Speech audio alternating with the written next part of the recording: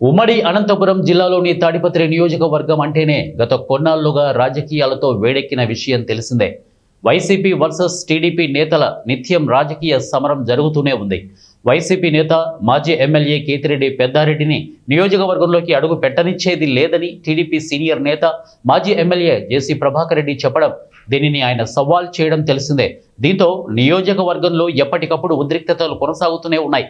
తాజాగా జేసీ వర్గీయులకు టీడీపీకి చెందిన కాకర్ల రంగనాథ్ వర్గీయులకు మధ్య రాళ్లదాడి జరిగింది.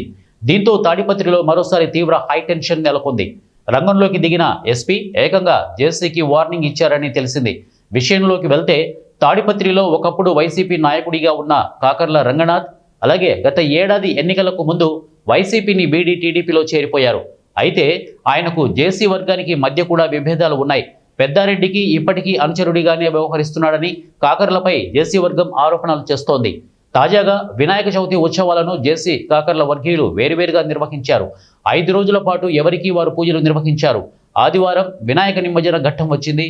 దీనికి ఇరు వర్గాలు కూడా పోలీసుల నుంచి అనుమతి తీసుకున్నాయి. అయితే జేసీ వర్గానికి ఒక రూటు, కాకర్ల వర్గానికి మరో రూటును పోలీసులు కేటాయించారు.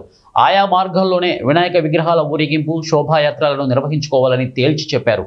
అయితే జేసీ వర్గం మాత్రం కాకర్ల వర్గానికి కేటాయించిన రూట్లోకి ప్రవేశించింది. దీంతో తమకు కేటాయించిన మార్గంలోకి మీరెలా వస్తారంటూ కాకర్ల వర్గం జేసీ వర్గీయులపై వాదనకు దిగింది. ఈ క్రమంలో సమీపంలో రోడ్డు వేసేందుకు తీసుకువచ్చిన పెద్ద పెద్ద కంకర్రాలతో ఇరు వర్గాలు దాడికి పాల్పడ్డాయి. ఈ విషయం తెలిసిన జిల్లా పోలీసులు రంగంలోకి దిగారు. జేసీ వర్గానికి చెందిన పలువురిని అదుపులోకి తీసుకున్నారు.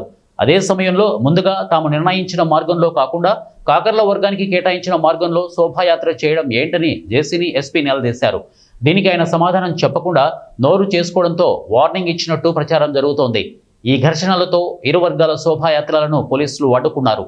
నిర్వాహకులపై కేసులు నమోదు చేశారు. యాత్రల నిమజ్జనాలను ప్రశాంతంగా ఎలాంటి డీజే ఎఫెక్టులు లేకుండా చేసుకోవాలని చెప్పి కీలక నేతలను అదుపులోకి తీసుకున్నారు.